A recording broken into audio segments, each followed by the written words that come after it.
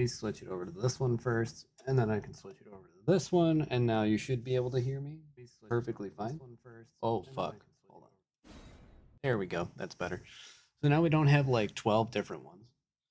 The audio stream's bitrate 0 is lower than recommended bitrate. We recommend that you use stream rate bitrate of 128 kilobytes per second. Well, I don't know how to change that at the current moment, so I don't know what that means. Yeah. So we're streaming live on Twitch and on YouTube at the same time. I'm not really sure what that how this is gonna go. We're gonna try to take a look at. Let's see. We're gonna try to take a look at the new stuff that just dropped for Elden Ring, and then we can kind of just like go from there and see what's going on. I actually saved that or what? Yeah, I totally did. Okay, cool.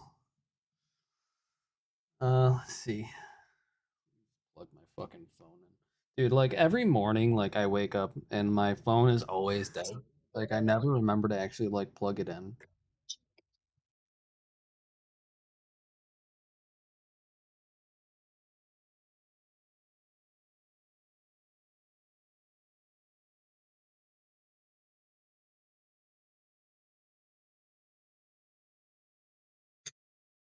World of Ubisoft. Dude, like I made like a quick fucking post on TikTok earlier. Dude, like see, like look, my phone's already fucking dead.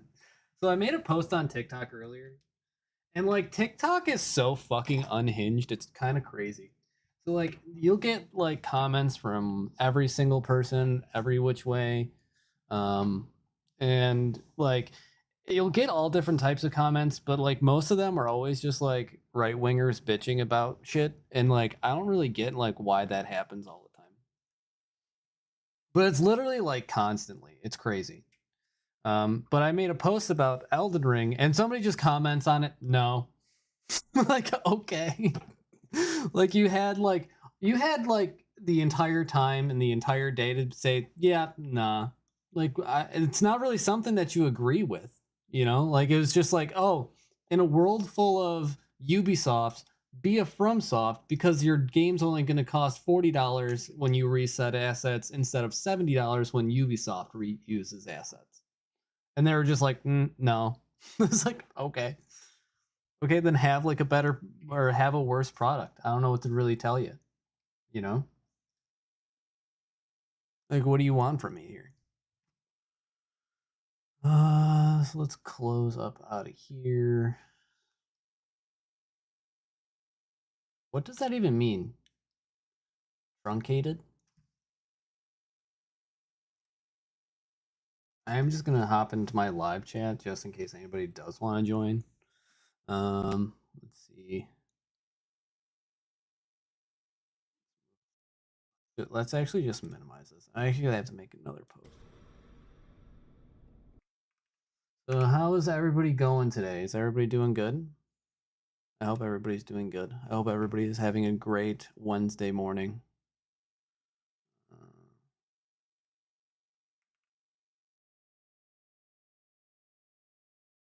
Oh. Oh. Whoa.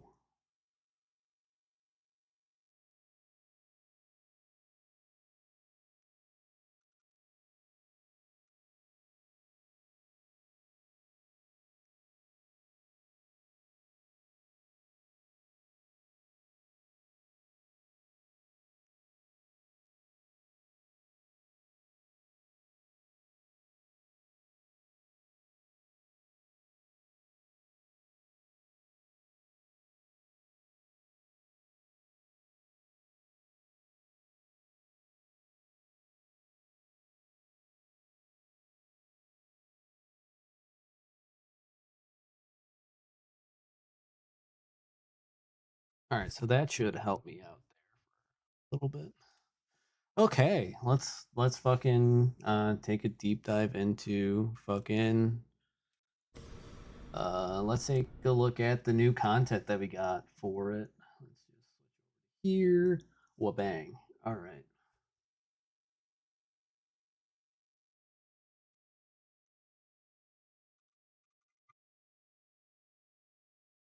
Rain.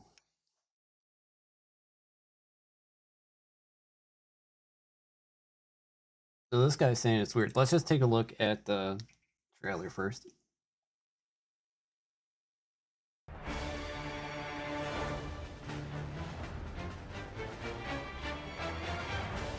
Seekers of redemption. So that's definitely the Firekeeper. You were chosen.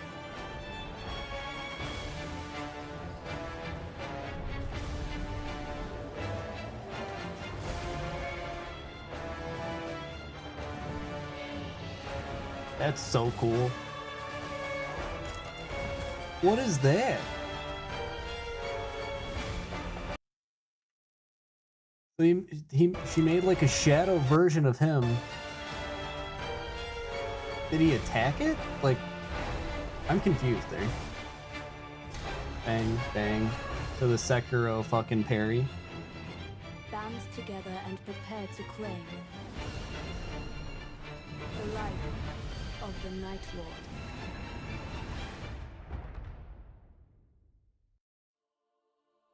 The fact that it's out May 30th and the fact that the game is only $40 is fucking insane.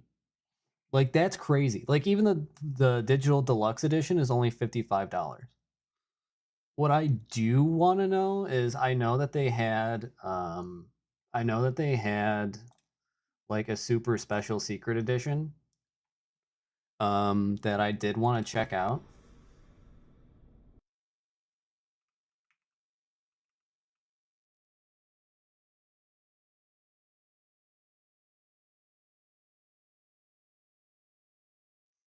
Like because like they have a super secret special edition. Pre-order now.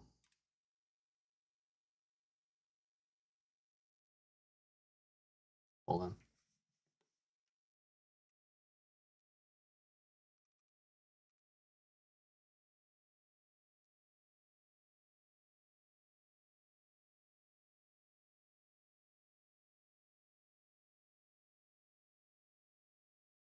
Yeah, like the I want to pre-order it now.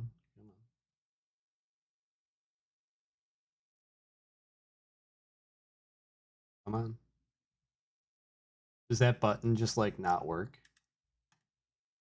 Hey, I just followed you on Twitter. If you follow me, that'd be appreciated. Absolutely will do. For sure. Once I go onto Twitter and everything like that, for sure. Where the fuck? Oh. No. I want like the super special secret edition. Because they had like an art book and everything like that too. Oh, right here.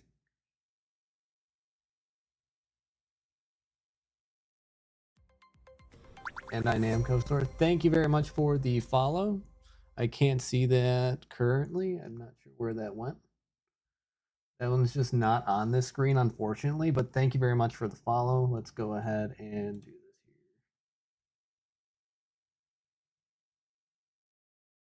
Ox. Twitch activity. There it is. Oh, Mariev, thank you very much for the follow. Ah, oh, motherfucker, come on. Making me do all this dumb shit.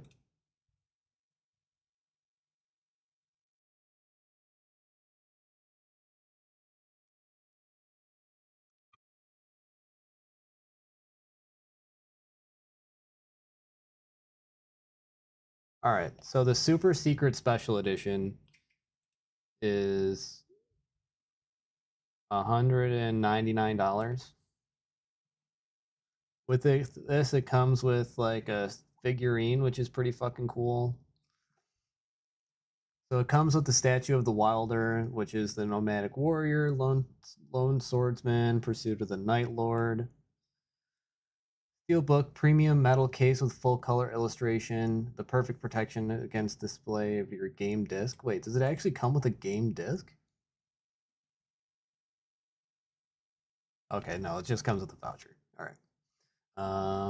Nightfarer cards, a set of 8 high-quality tarot cards featuring detailed illustration of the Nightfarers. These glossy full color... Exclusive 40-page art book tracing the development of the Elden Ring NIGHTREIGN through previously unseen concept art, sketches, and full-color illustrations. The unforgettable original soundtrack included in this collector's edition returned to Limveld again with a fully orchestrated tracks from Elden Ring NIGHTREIGN. Collector's box case to store or display your statue and art book. Additional DLC content will be added after the launch of the game release date and will later be announced. Comes with a full gesture. It's called It's Raining.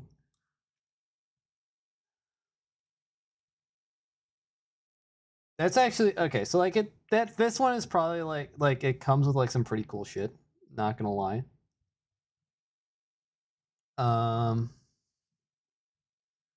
But just overall, like it's not as great of a deal, but it does come with some pretty cool shit. Let's go ahead and check out Vati's video on it. Let's see.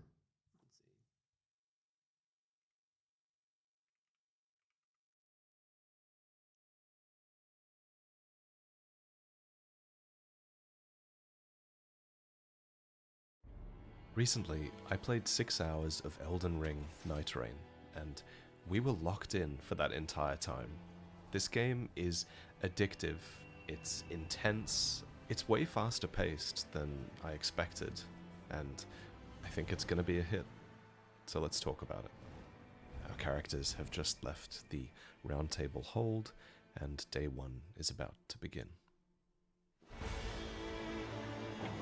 Your goal in NIGHTREIGN is to survive each day as a ring of rain closes in around you and your team. Then, at the start of day 3, you'll fight one of 8 major bosses using all of the randomized loot and buffs that you've accumulated over the course of your run. Now, every session you play in NIGHTREIGN is supposed to be somewhat unpredictable. You won't always So there's the chest back there. So they brought back like the Dark Souls 3 chests, which I actually like kind of prefer anyway. Map or 'Cause then there receive could the be same mimics. loot or face the same enemies. The one thing Like though, they're that exactly I found very designed the same. predictable in every single one of my NIGHTREIGN sessions was this feeling of pressure. The pressure not just to survive, but the pressure to get stronger. Because if you don't get powerful fast, there's no What is that? Like this blue thing that's way back here? way you'll defeat the final boss. You can kind of see that pressure in action here. These characters just rested at a grace and leveled up and ran because the rain is coming. Oh. And you don't have much time.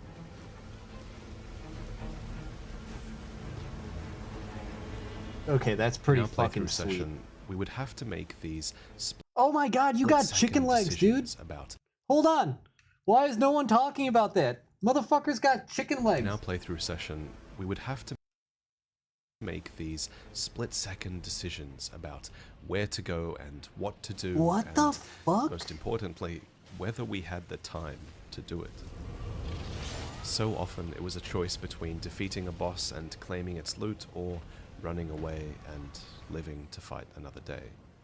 So many subtle changes have been made to the mechanics of Elden Ring as well, and all of these changes have been made in the name of speed and efficiency.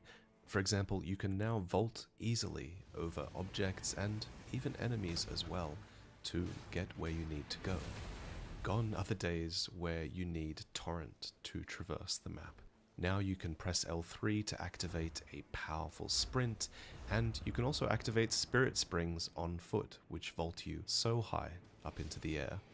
Okay, Also, that's pretty cool. There's no fall. Yeah, like they really needed to change that, honestly, from like just like running, you know what I mean? Like from just like holding circle and using that as the dodge. I feel like they needed to change that for a long time. And L3, I don't think it ever really did anything, as far as I know. Damage in NIGHTREIGN, so from high places it's easy to justify jumping down and getting to where you need to be. Let's talk about the different classes, the different Nightfarers that you can choose to play in this game. This is the Recluse, a mage character that like other Okay, so you characters, still need has an fucking ability stone sword and keys. an ultimate that you can use. They've turned the HUD off. Except for then they the just footage that they've given automatically us, spawn in. but That is something that's a lot better.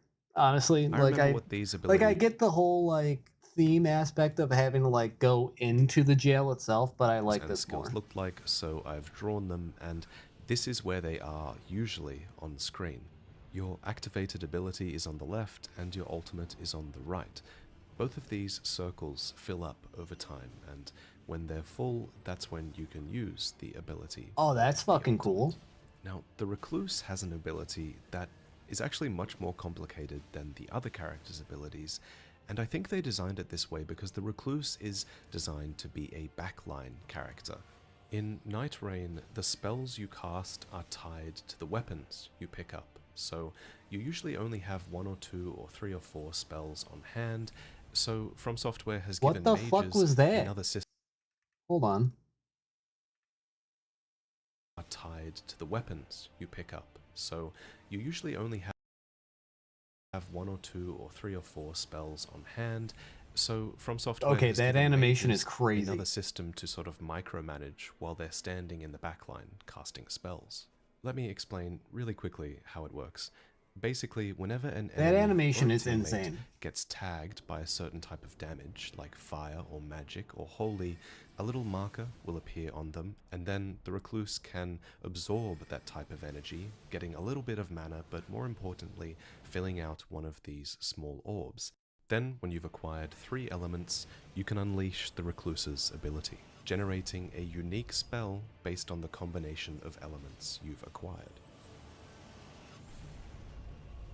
So, a huge part of this character's skill expression is going to be understanding intuitively what these different combinations of spell are, and whether you're in the right position to cast them. And this is just this character's ability. They obviously have an ultimate as well, and this one is more straightforward.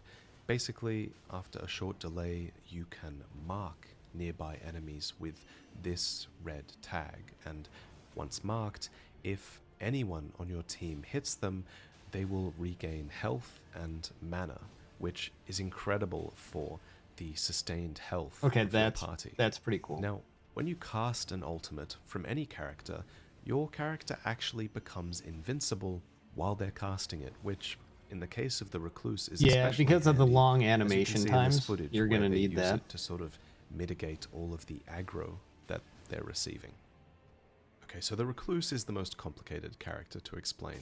They also even have a passive ability, just like the other characters do, but I don't really know what the Recluse's does. I think it regenerates mana somehow. Anyway, let's talk about the next character, Wilder, who is very much a jack of all trades. Wilder's hookshot ability is on a very short cooldown, and you'll find yourself using it a lot. On small enemies, it pulls them towards you, and on larger enemies, it's kind of a it janky pulls you animation. towards them. One thing worth noting is it's easy to chain the hookshot into different attacks, like you can see here. The hookshot can also be aimed manually, hitting the terrain and launching you forward. That's pretty Now, cool. Wilder's ultimate also uses his left arm. The grappling hook opens up for an explosive blast. This blast can be charged, it can be comboed with your running animation. Okay, so you're basically the just hookshot guts. animation, and it stuns enemies. In this case, it actually staggered the enemy, allowing for a critical hit. Okay, so there's but scarabs. on every single enemy and boss I use. Like the other thing that you have to like also like how I'm keeping an eye out as well is like I'm keeping an eye out for other ones or like other things in the background as well. So like this is normally the lake where the dragon comes down over here. And then back inside here is probably where your where a mine normally is.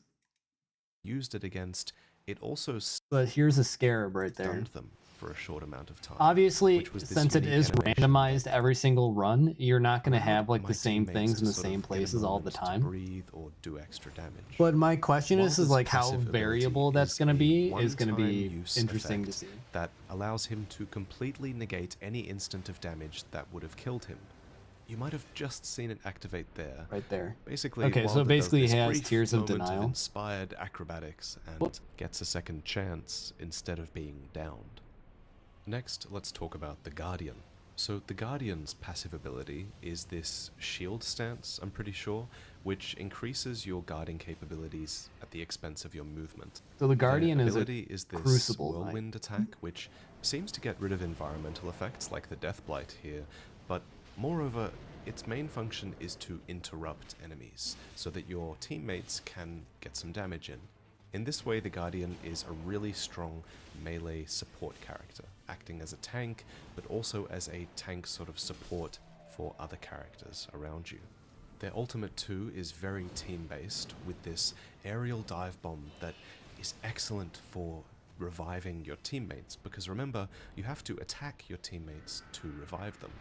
This has a secondary effect, I'm pretty sure, of fortifying the teammates that are near the area of effect, giving them increased poise for a short time.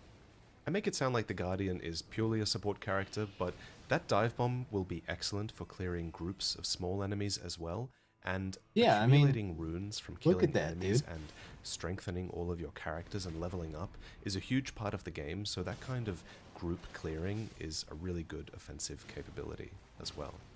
And speaking of offensive capabilities, this is the Duchess, who was the character that I played the most in this demo. Her passive is this sidestep dodge that's similar to the Bloodborne dodge, making her very well suited for anyone who prefers a more aggressive playstyle. Her ability recharges extremely fast, like you can use it every 10 seconds or so, and it's a sort of stopwatch themed ability which takes into account the last few seconds of damage that that enemy has taken and duplicates it. This effect is shown by a white spirit that appears and sort of shows the damage that is being duplicated.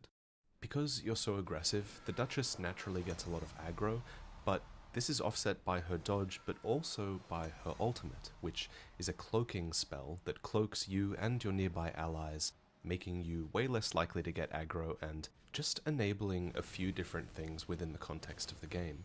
For example, you can use it before So my only question with this is like, are they like weapon a locked? fight to get the So like, jump I see on that she's enemies. been You basically can using use like it a in the dagger middle the of whole the time. fight Like, can to she not switch into disengage something from else? enemies, or something that's especially good is using it to safely resurrect your teammates once they get downed. So when you die in this game, Oh, that's you pretty fall to the cool. ground, So you can just crawl shoot them with an extremely arrow and they slowly, should get back a up. little circle appears above your head. This little circle is basically like a health bar Womp. that your teammates have to Okay, Death's attack Poker. and deplete in order to I think that's resurrect you. the The Erd first Tree time you're Bell. downed, you only have one of these purple bars, the second time you have two, and the third time you have three, meaning that every subsequent time you die, it's more risky for your teammates to try and resurrect you because they have to stand there hitting you while avoiding aggro for quite a long time. And with some of these bosses, avoiding aggro is not easy. These bosses will often be a 3-part fight where Like, I'm you just like, I'm also just wondering, like, what are your like? There's no like real stats. So like, what are your stats gonna look like? have them on you the entire time. So resurrecting your teammates is definitely a tricky thing to pull off sometimes. It's also something that takes the damage you deal into account. So the more damage you do, the faster you'll resurrect your teammates, and so now I think we should talk about how to make your character stronger, how to make you do more damage and take more damage and survive. Okay, so the footage they gave us is really quite good. It does a good job of showcasing things that are important to the game, but RP walking like this is not one of them. If you did this in game, your teammates will scream at you like, you don't have time to do this kind of thing. You are evaluating weapons and items and stats as fast as you can because you also have to think about where to go next, and yeah, it's just crazy. So a big part of skill expression is being able to look at a weapon and saying, okay, this suits my build, okay, I'm going to work towards this, or I'm going to leave this one behind, or I'm going to give this one to a teammate, that sort of thing. And a part of what makes this so much simpler than Elden Ring, but also so much more complex, is that yes, weapons have been simplified in the sense that they have one number associated with the damage they do, and it's quite clear if they inflict a status effect like Scarlet Rot. It's obvious if you've played the base game which skill is tied to the weapon, but what makes this so much more complex is that every single piece of equipment now comes with passive buffs that affect your Oh, character okay. even if the weapon isn't actually in your hand. So you have 6 weapon slots in this game, and you want to fill every single one of them because every weapon will confer a different passive buff that will affect the main weapon that you have in your hand. So say, for example, these 3 armaments drop for you. Which ones would you take with you? All of If you're them. playing a melee character, the tree spear might be great because it actually has a really good charge attack and it increases the damage that charge attacks do. So you might want to base your build more around a charge attack playstyle. Or if you have the Duchess on your team, you might want to grab the bleed weapon because bleed seems to synergize really well with the stopwatch ability that do Right, but then you have like such low, or then you have such increased like damage negation. But like, duplicates damage. I feel like you Being would able want to take to all of them, spot these right? synergies in an instant and try to make your build on the fly was a really big part of what made this game so fun to me. You should also be evaluating consumables because you can only carry 4 stacks of any one consumable at any one time, and consumables are really good now. Firebombs are now handheld nukes that can be thrown in midair, and weapon buffs can be applied to any weapon, and they're powerful, so bear that in mind. Another thing that's really important is ideally you'll have someone on your team who's really good at quickly evaluating. Hold on, hold on, hold on, hold on, hold on.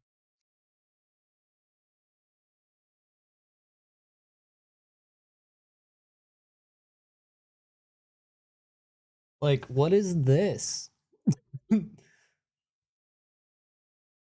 Like, what are these?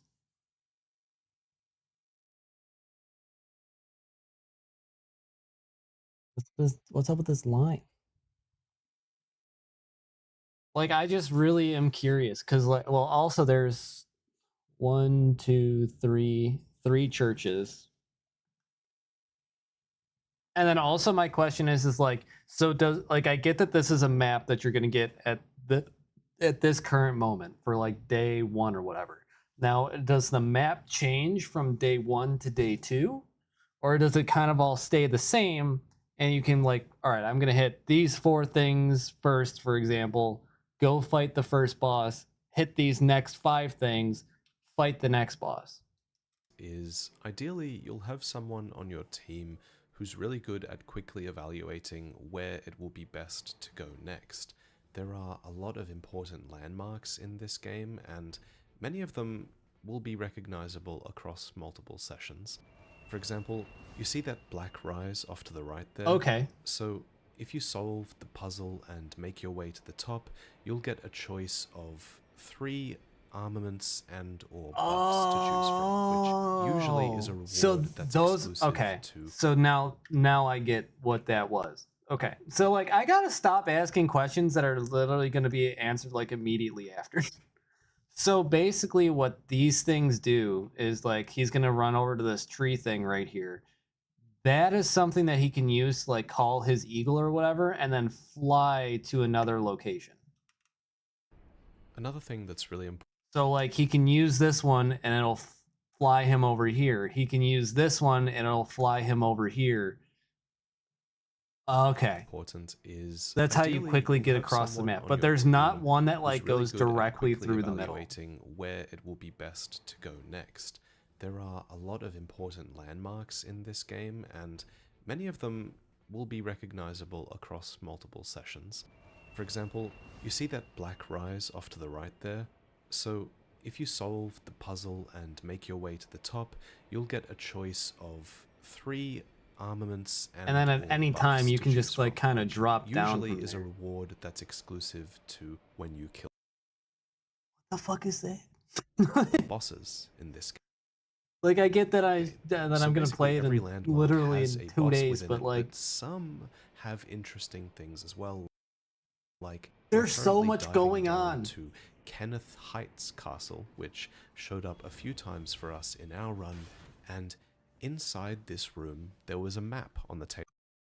Okay, and you can separately go to places. There is no wall. That's so sick. And when you interact with Like, the map, okay, yeah, I it just cleared actually out kind of reveals sites.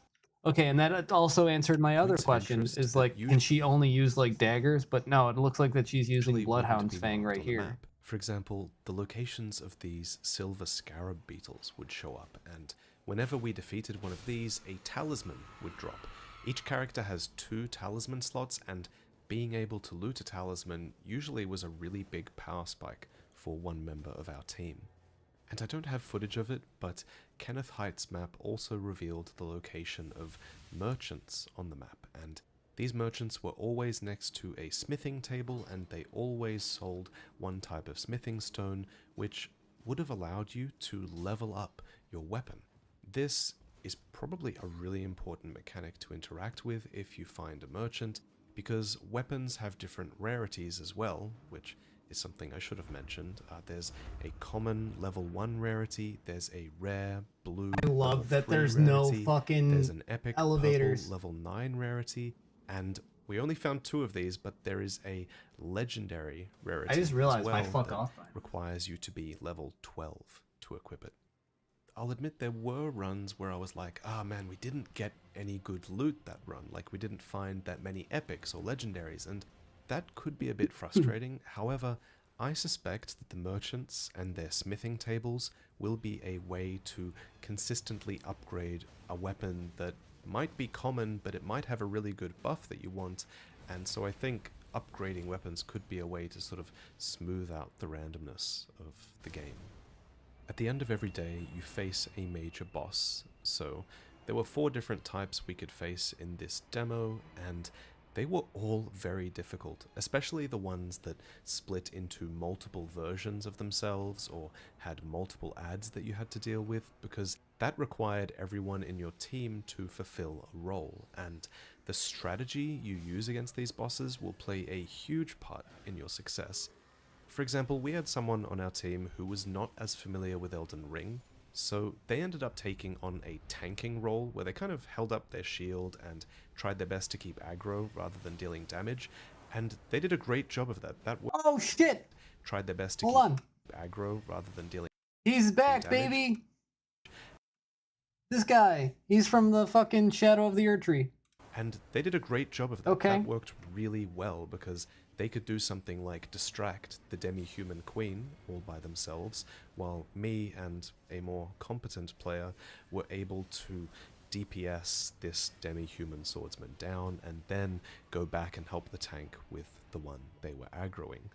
There were strategies for every boss like this, and I really enjoyed coming up with ways to defeat these bosses on the fly and accounting for things that went wrong within the fight. So what you're seeing here is the end of day 1, where they've defeated the major boss, and now they get to claim a reward. Like many rewards in this game, it's a choice between 3 different options. Increase sorcery and incantation duration. Poison and rot trigger continuous HP recovery. Options. Sometimes it was a choice between permanent effects and buffs for your character, sometimes weapons, sometimes both. Oh, here's your And passives. again, you have to make a really split-second decision on what is best for you. That's pretty and your sick. team. And then at the end of the day, the night rain recedes, and you can go out and explore again. But bear in mind, I'm pretty sure everything you killed on day 1 stays dead on day 2, so it was important to keep progressing around the map and finding new places to explore. Holy dude, that's so fucking cool. Wait, hold on. Let me rewind. Progressing around the map stays dead or again, but bear in mind, I'm pretty sure everything you killed on day 1 stays dead on day 2, so it was important to keep progressing around the map and finding new places to explore. Okay, so the map doesn't change. Eventually, Map stays the everything same. culminates in this, your final fight against the chosen Night Lord that you set out to face when you left the Round Table Hold. In this case, our final boss was called Tricephalus, a 3-headed hound that periodically would split into 3 parts, one for each member of your group. It's in this boss fight, and boss fights like this, that you realize NIGHTREIGN really was designed for 3 people. Yes, they probably could have designed enemies so that they scaled with the amount of people in your party, but there's something to be said for not compromising on your boss design around that fact. You know, these bosses feel like they were designed to be taken on with 3 people, and everyone in your party is supposed to have a different role in these fights as a result. So, that's NIGHTREIGN. I mean, I could go on about all the different little things I've discovered, but I don't have footage for it right now, so I think I'll just give you my thoughts on the game. Obviously, somewhat biased, I run a From Software YouTube channel, you have to take what I say with a grain of salt, but I really did have so much fun playing this. In retrospect, I was a bit wrong about my analysis of the game previously, because previously a big point I mentioned was that, you know, NIGHTREIGN will allow you to get immersed in this ever-changing world and take in the scenery and just enjoy like a first playthrough of Elden Ring again. This isn't that.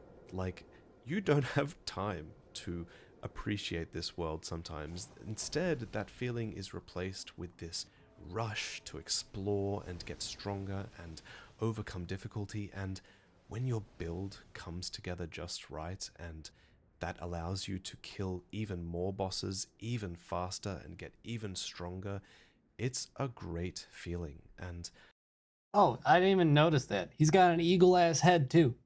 over the course of our play session, you know, So we fucking cool. finally had one run where everything came together perfectly. We got the items we wanted, we managed to execute our strategies perfectly, and we finally faced off against the final boss and managed to take it down. If you have a friend or two who are into Elden Ring as well, and you think you can all team up and take on this game together, I think it's going to be like one of the best co-op experiences you've ever had. My main concerns with this game come from the fact that, you know, if you don't have someone else to play this with, will this game still be great played with randoms or played by yourself? I'm not as sure of that, and I think come the network test in a couple of days, people aren't going to have that many friends to play with who also got into the network test, and so I think some of the feedback might be more negative because of that. But as it stands, everyone I know had a blast playing this together, especially side by side in the same room. I think for like my first 3 hours, I'm gonna play it by myself, get it all together, coalesce it into like how I figure everything out myself in the first 3 hours, and then play with other people in the next 3 hours. So that way, like, I can go ahead, I understand what I want to do and what character I want to play, and then after that, I'll figure that out. Room with other people. It was just an unforgettable experience. The other thing I'm curious about is when the full game releases, how random will the maps be? In this demo build of the game, again, we could only play one of 2 maps, but we've kind of been led to believe that maps will be somewhat procedurally generated and that they'll stitch together different zones. And yeah, the demo had 2 maps seemingly that you could explore, and over the course of our session and over the course of the network test, when people play this, they're going to start figuring out these maps and understanding the best route through, and it will become familiar to them, which I don't think is the intended experience for NIGHTREIGN. I suspect in the full game, and I hope in the full game, maps are really, really randomized, and no 2 playthroughs are the same, so that's definitely something I'm going to be looking for in the full release. Anyway, I hope this video helped you understand more about that. So I feel like this, like, the network test is going to be extremely bare bones. It's not going to be, it's going to be extremely bare bones. It's not going to have a whole lot of randomization. It's going to be just basically the core mechanics of the game, and then we can kind of go from there. And then we can probably figure it out.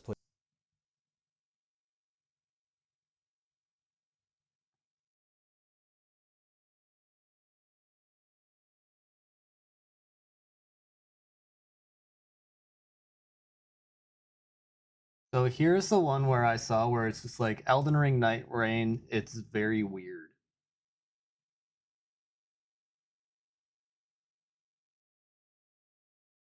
So like if there's like things in here that like we've Also, this already is kind pointing of out the gone obvious, over. but it's worth mentioning. This combat is literally Elden Ring. Like the animations, the enemies you're fighting, this is Elden Ring. Ultimately, this makes NIGHTREIGN feel like an ambitious fan mod for Elden Ring as opposed to a standalone product. And I don't mean that necessarily as a bad thing, but I do feel compelled to point this out because it's pretty core to the experience. After clearing the camp, the group runs toward the nearest site of Grace. This showcases the new Super Sprint, which is basically the normal sprint at double speed. This is mostly used for traversal because the map is big and Torrent's on vacation. You can also use it during combat, but it's Yeah, let's skip to consumables. Next, we see the player attack a group of demi-humans, and they do this by throwing a firebomb. So yes, consumables such as firebombs are a thing in NIGHTREIGN, and you begin each run with 4 inventory slots to hold different types of consumables. You can also see that the player broke some glowing crates, which dropped additional consumables for them to pick up. Between your inventory being very limited and finding Also, each slot can hold large stacks. For example, 2 firebombs would take up a whole slot. So if you wanted to hold 2 more firebombs, it would take up plenty another of extra slot. consumables, you're heavily encouraged to use these whenever you have a chance. After this, the group encounters a golem,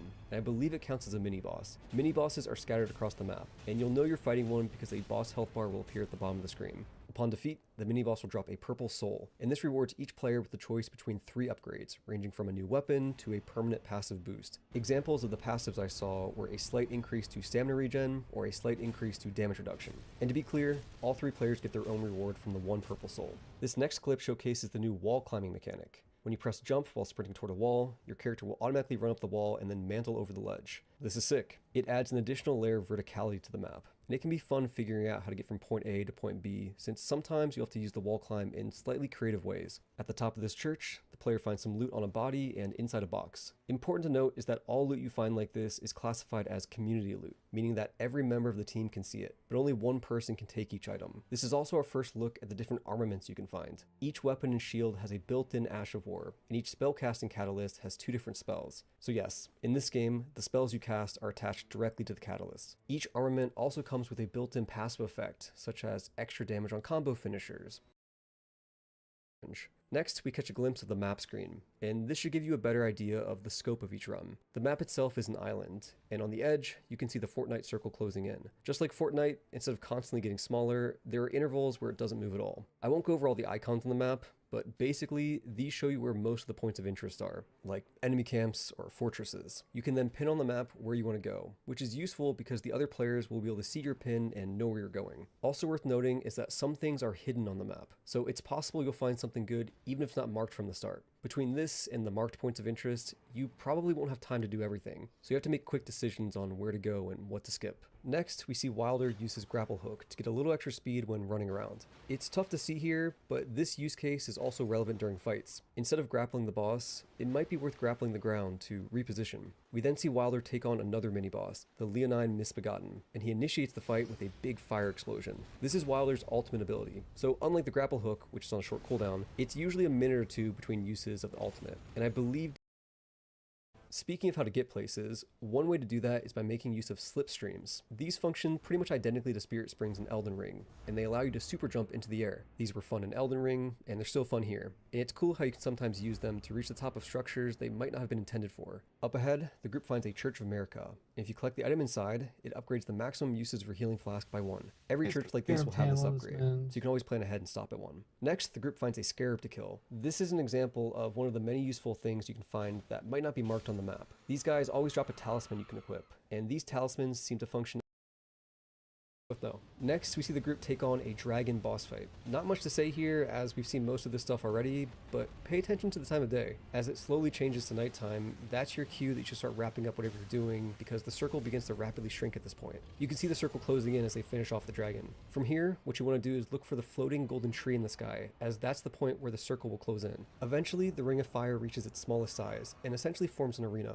This is where you'll fight the first major boss. Before the boss fight, a small group of enemies will spawn in. This serves as both a warm-up for the fight and a teaser for which boss you're about to see.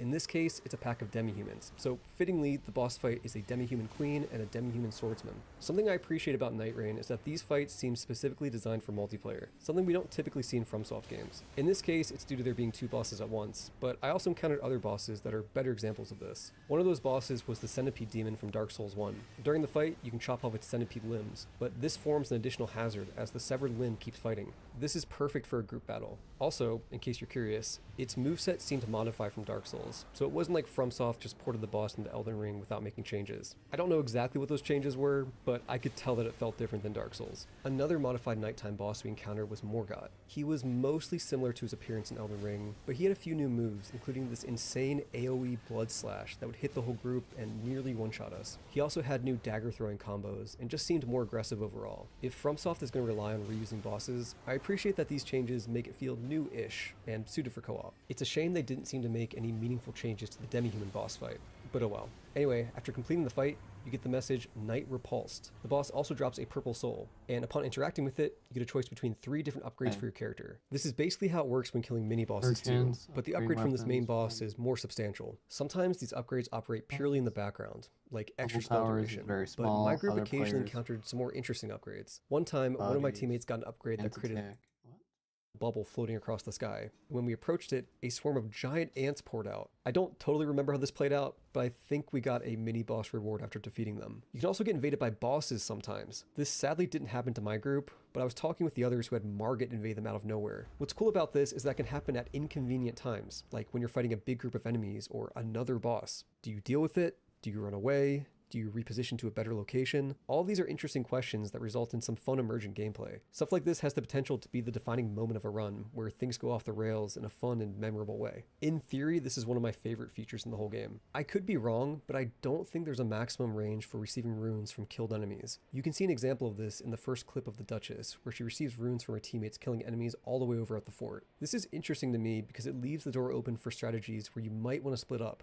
Like, imagine splitting up and clearing 3 camps at the same time. That might be faster than doing it together. However, one reason not to do this is because of how shared rewards from mini-bosses work. Killing a mini-boss gives each player their own reward, but only if they approach the purple soul that it leaves behind. We also found a reinforced chest, which functioned in a similar way and let each player claim a reward from it separately. Another tip, normally when you get downed, your teammates only have 15 seconds to revive you, but this timer is removed during the main nighttime boss fights. Along with this, in case it wasn't obvious, if everyone dies here, the run is over as opposed to simply losing a level. Let's go over some details from the hub area too. Just like Elden Ring, the round table hold is the hub. To begin a run, you approach the table and select the Night Lord you want to hunt. It's vaguely similar to selecting a monster to hunt in Monster Hunter. The game then immediately puts you into matchmaking to find a group to play with, but you can also use passwords just like Elden Ring to play with friends. The hub is also populated by all of the playable characters, minus whatever character you're currently controlling. They all just stand around and say hello in the demo, but I'm guessing the full game will have them giving you bits of their story between runs in a similar fashion to Hades. There's also a sparring ground area and an outside area connected to the round table hold. Here you can test out every weapon in the game and set your character level from 1 to 15, which I assume is the max. This is neat,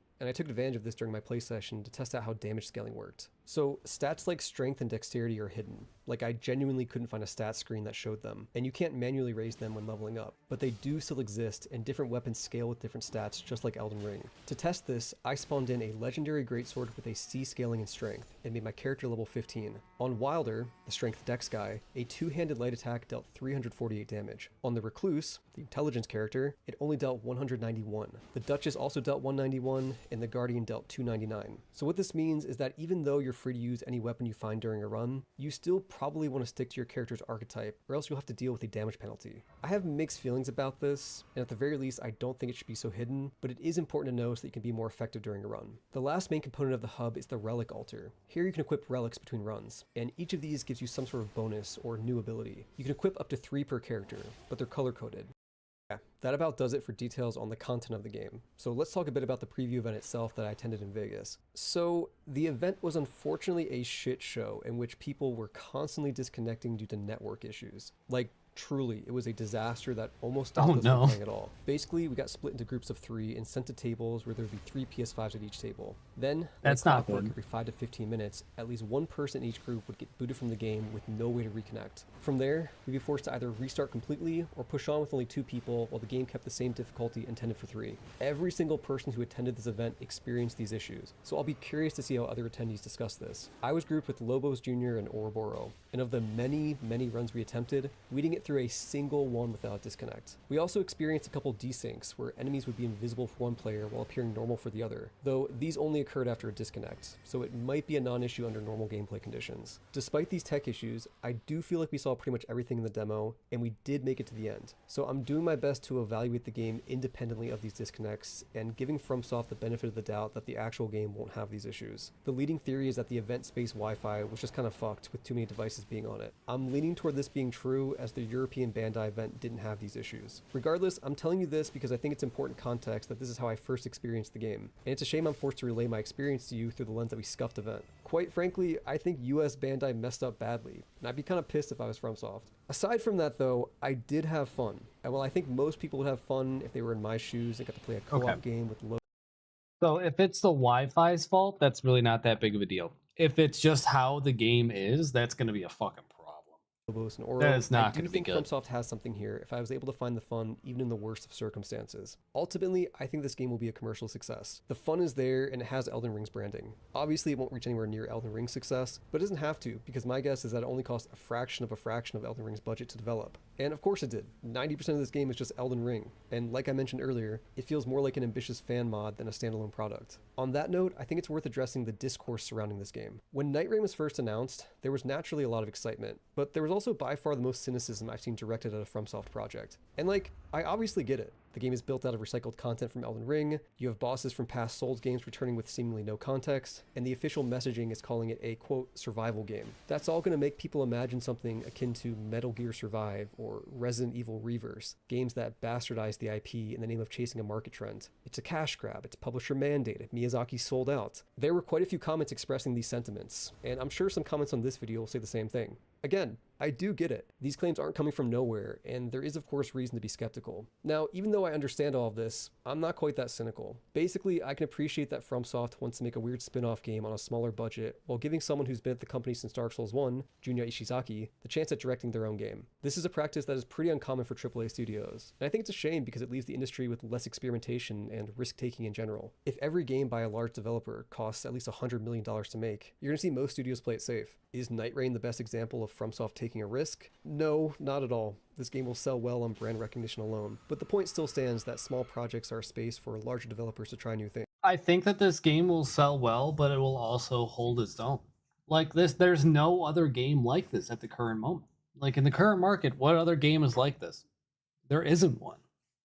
And I do think NIGHTREIGN experiments with the Souls formula in interesting ways we'd never see from a mainline game. All that being said, I was skeptical before I even played the game, though it wasn't coming from a place of cynicism toward the industry. It instead was coming from a place of love for the action roguelike genre and wondering if Elden Ring could fit into it. Basically, Souls-like combat is inherently simple, and its ability to be compelling depends a lot on other aspects of the game. Take Dark Souls, for example. Combat is a core pillar of the experience, yes, but it's held up greatly by the other core pillars, like level design, thoughtful enemy placement, and exploration. But with a roguelike, due to the randomized nature of the game, you usually just have the combat, and Dark Souls combat without anything else is like butter without toast. To me, it was obvious that there would need to be a lot more to make a game like this work. And they did indeed add a lot more. From the time pressure to the character abilities to the co-op synergy to the map traversal mechanics, FromSoft added quite a few gameplay elements to help support Elden Ring's core combat system. So is this a complete success? I'm honestly not sure yet. I'm somewhat optimistic, but for me, a lot of it is going to depend on how much more there is to the full game. Because right now, based off what I played,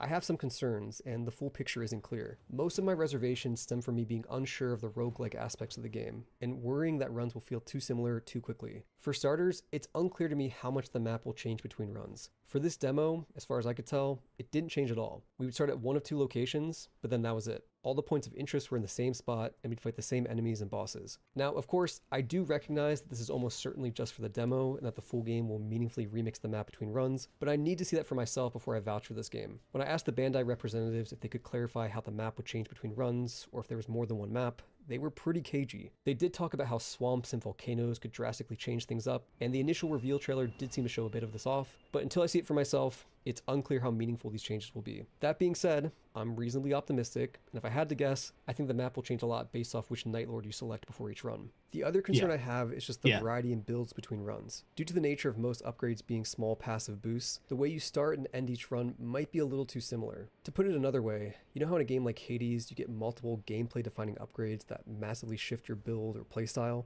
That part of the game is inherently less present in NIGHTREIGN. Sure, you'll find a weapon that gives plus 9% damage when two-handing, but in terms of moment-to-moment gameplay, having or not having that boost isn't going to change how you play. The same can be said about the whole leveling system. Yes, leveling up lets you deal more damage, but the way you play doesn't shift between level 1 and level 2. And as someone who's played a lot of action roguelikes, this is a notable absence. Now, to be fair, not all upgrades are like this. Stuff like the passive that gives you a lightning attack when you dodge, or the relic that gives you group healing are meaningful changes and can noticeably impact a run. So I really hope the full game has more of that. And thinking about this issue some more, we shouldn't ignore all the weapons and spells. Elden Ring might actually be a fantastic game to turn to a roguelike, if only for the variety of weapons and spells already built into the game. There are over 400 weapons and over 200 spells in Elden Ring, and the average Elden Ring player probably only used like less than 5% of them. But in a game where you have to use what you find and be kind of scrappy over short, repeated runs, suddenly there's an opportunity to engage with all these weapons and spells you probably overlooked. Plus, Elden Ring has a shitload of different enemies and bosses, so again, they have a deep well to draw from. And that's on top of them bringing back bosses from past Dark Souls games. Yes, this all relies entirely on recycled content, but that doesn't change the fact that it gives FromSoft a lot to work with in terms of variety. So yeah, maybe the leveling and passives being kind of boring is actually fine within the context of the rest of the game. Also, even if the player builds are limited when compared to other roguelikes, I think there's still a lot of potential for emergent gameplay when you factor in the rest of the gameplay systems, like the synergies between different character abilities, or unexpected hazards like bosses invading you in the middle of a fight. There's also a lot to be said about the map itself. It's deeply intertwined with all the other systems. Figuring out the best way to move around the map under time pressure is engaging, and simply where and when you get yourself into a fight can lead to different outcomes. So you like the game? I thought you weren't sure. Pine, you're confusing me. Let me put it like this. As a massive fan of FromSoft, Souls-likes, and the action roguelike genre, I'm in the dead center of the Venn diagram of the potential audience for this game. I had fun playing it, and I think, at worst, this game will be a fun diversion for a couple weekends with my friends. It has a lot going for it. I think the time pressure is compelling. I appreciate all the co-op shenanigans, and I'd be lying if I said I wasn't looking forward to fighting Dark Souls 2 bosses with Elden Ring's combat. Since this demo only showed off a small part of the game, I can't be sure about everything,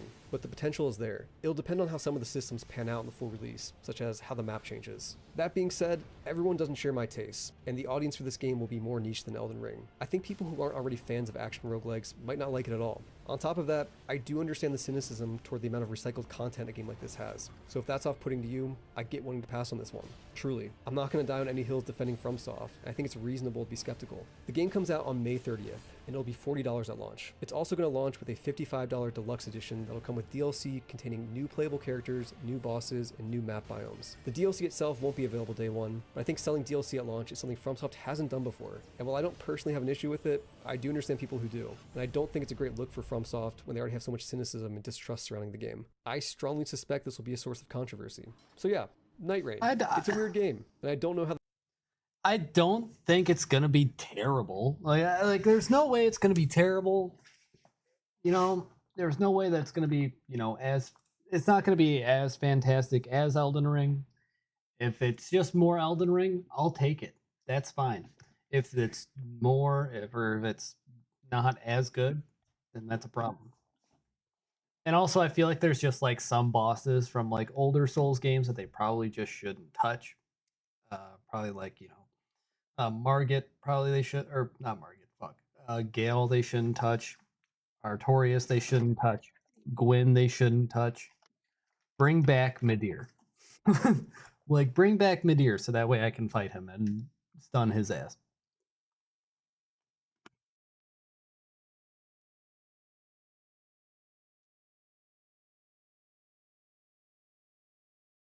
Uh,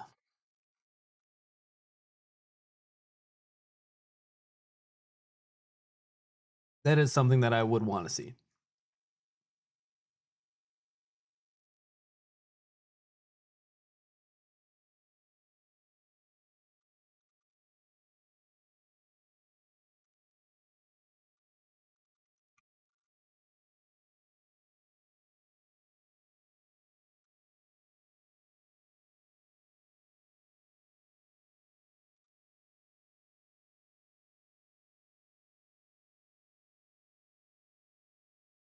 Alright, what's going on, guys? We just got an absolute ton of Elden Ring NIGHTREIGN information from people that got to go play the game early and get about 6 hours with the closed network test before the public session begins in just over a day. And between all of these influencers, there was so much revealed, so many new perspectives on what the game actually is, how a typical play session goes, and how that differs from the base game of Elden Ring. And I'm sure by now, if you watched any of those videos, you have a pretty good idea. But today I want to go over things that many people didn't talk about. Many smaller details that were revealed that you likely missed as a viewer. So of course, as we get started today, if you want to stay up to date on all things Elden Ring NIGHTREIGN If I'm not mistaken, that is the Throne of Want from Dark Souls 2. and From Software, be sure to hit that subscribe button. And now let's get into the first one.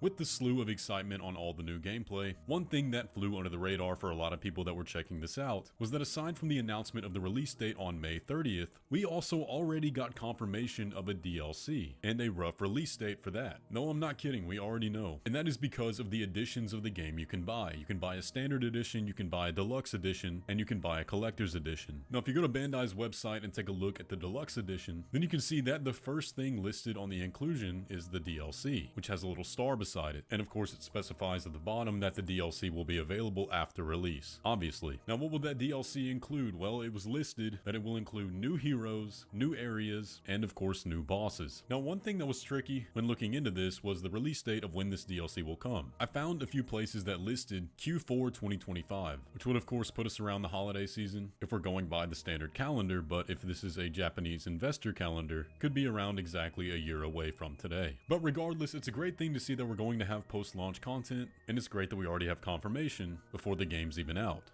But now let's talk about the stars of Elden Ring NIGHTREIGN, the heroes that we'll get to play. I'm sure you all are well aware that in the CNT, there are going to be 4 available. The first being Wilder, the Cover Boy, the Tank Guardian, the Caster Recluse, and the Glass Cannon Duchess. But in the final version of the game, there will be 8. So who are the other 4? Well, if we go back to the original trailer, then there were plenty of other heroes we didn't get to see here. For example, this one with a goat horn helmet and a battle axe, who does a leaping smash and seems to be a pure strength character. There was a hunter-looking archer character with this sort of green leather and a great bow. There was this ninja-type character with a katana that seems like it has the Sekiro deflect. And then as far as I can tell, there seems to be one hero that has not been revealed yet. If I had to guess, I would think it would be something to play a healer role, but that's pure speculation on my part. Now, one other cool thing about these heroes that you probably missed was that unlike other hero-based games, you can have multiple of the same hero in-game at a time. So if all 3 players want to play as Wilder, that seems like it's a possibility you can do, which I think is great. I don't like games where you're locked out of playing as your main, and I'm sure that's a feature that a lot of people will appreciate.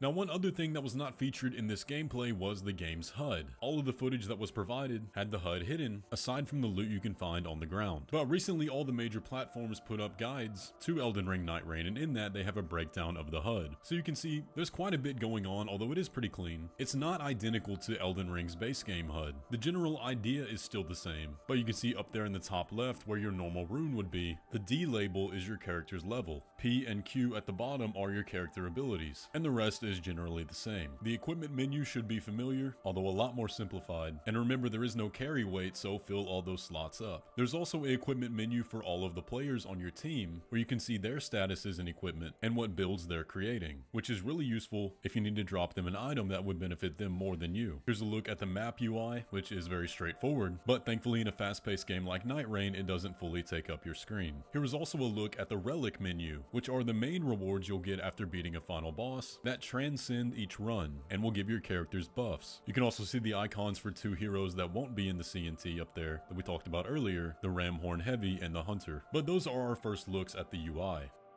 Now, there were some other details that weren't really expanded upon, but were touched upon a little bit by certain creators that sound very interesting to say the least. First of all, one that we have heard before is that many weapon types will have updated movesets, presumably to match the fast pace of the game, and that makes perfect sense. But one other thing that was brought up was that NIGHTREIGN features a perfect block and perfect dodge system. This was specifically mentioned by Ouroboros, but he stated that he didn't know what the actual effect that it created was. Maybe that's what we saw going on with the hero that looked like it had the Sekiro parry, but we'll just have to wait and see on that one. Yeah, that's We've seen similar systems implemented in many different Souls-likes, but never in a true From Software game. So I'm very curious about that. But also on the topic Elden Ring, FP is still your mana bar for all your abilities and magic, and it plays a big part. But in NIGHTREIGN, there is no flask of cerulean tears. But there was one way to restore FP that was mentioned by quite a bit of people, and those are blue plants you can find throughout the world. Now, there's no crafting system in NIGHTREIGN, but being on the lookout for these plants will still be helpful. Another really cool detail that I didn't hear many people talk about besides Iron Pineapple was actually a multiplayer feature. Now we do know that NIGHTREIGN will have the classic ghost running around, and we know that it will not have the classic message system, unfortunately, since the game is just way too fast paced. But there is one new feature that was added, a lot like Bloodstains, where you can find the red body of where a player died, and interacting with that body will drop loot, potentially the loot that the player died with. And I think that's really cool. It's just another one of those things that makes the game feel alive and like it has a community going on. I always love features like that, so I'm glad they added new ones. Okay, yeah, so there's not really a whole lot else here. So we kind of just have to wait until Friday at 6 a.m. to play it.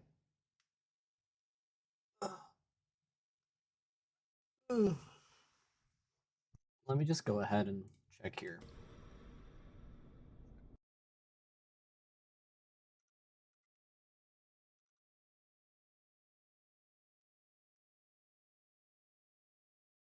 So 6 a.m. to 9 a.m. on Friday is when that'll happen and that'll take place.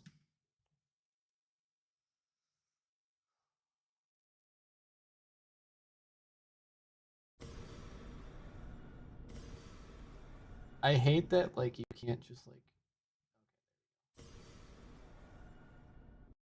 I hate that you can't just, like, easily add it in there.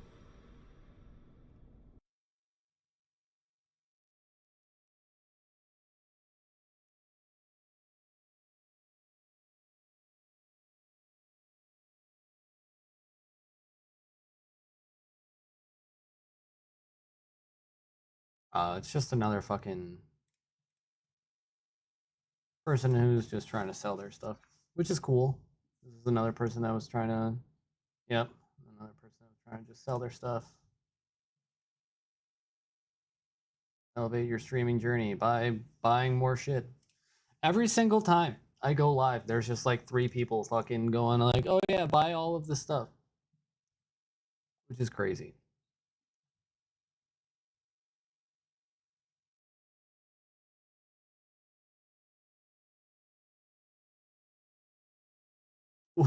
What even is this?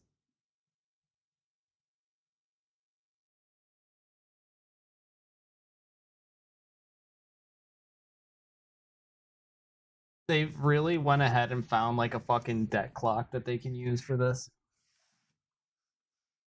Like, are you fucking gross? Come on. I wonder if it would actually look better if I put it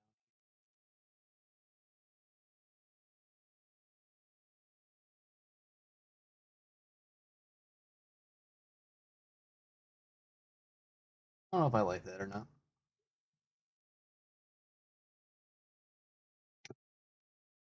Lock that back up. Yeah. So like, cool. Like, this is how much we spend. But like, the problem here is that like, cool, you've saved, what is that? 84, you're saying that you saved $84 billion without actually like showing anything at all?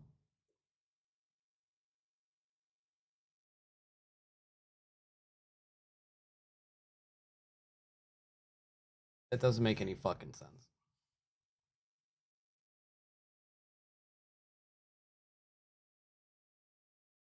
Worth retweeting this to others to see. Limveld is a fixed map, however, points of interest per expedition. Final boss chosen. Additionally, we were told there'd be events that modify the landscape, and they showed us a screenshot of lava at this point.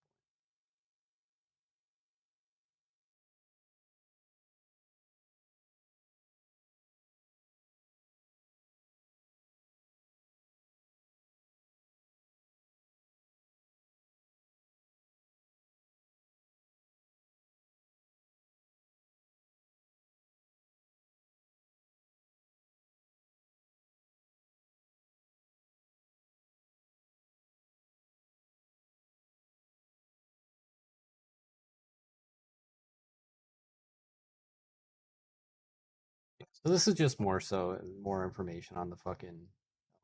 Whoa, what the fuck?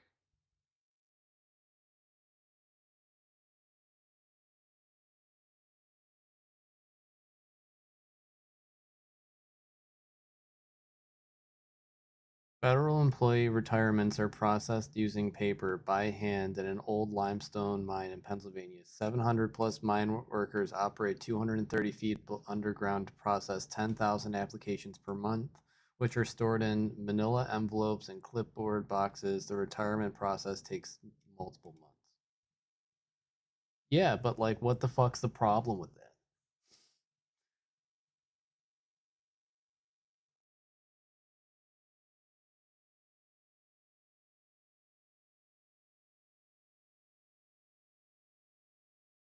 In 2022, the Federal Government Accountability Office found $247 trillion in improper payments made across 82 programs, including $81 billion from Medicaid and $47 billion from Medicare. That's $250 billion in 1 year that they know about and publicly reported. Okay. See, like, here's the whole thing with this, right? With this whole entire, hold on. So here's like the entire problem with the way that the government is currently being operated is that we understand that there's inefficiencies. We understand that there is a problem. But what we don't want, and what's not going to fix the problem or solve the problem is having a billionaire in charge of doing that, where he receives corporate subsidies from the federal government. So he has his own self interest wrapped up in it. That's currently the problem.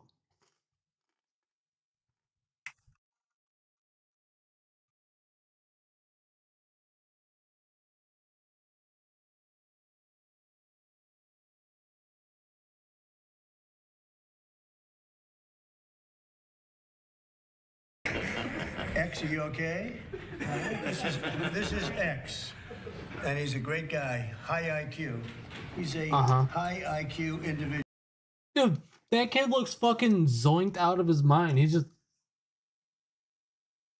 yeah, I'm fucking high IQ. I got this cool chain. He's gone. So thank you very much. We had a busy day today. The king just left, and we've had a great discussion.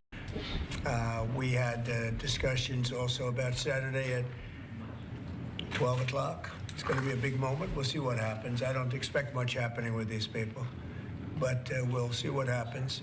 And we're going to be signing a very important deal today. It's Doge, and I'm going to ask Elon to tell you a little bit about it and some of the things that we found, which are shocking. Billions and billions of dollars in waste, fraud, and abuse.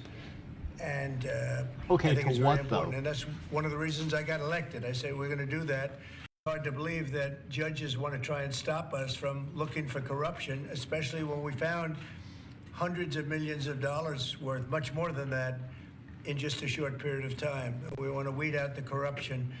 And it seems hard to believe that a judge could say, we don't want you to do that. Well, so maybe we have to look at the judges, because that's a very serious, I think it's a very serious violation.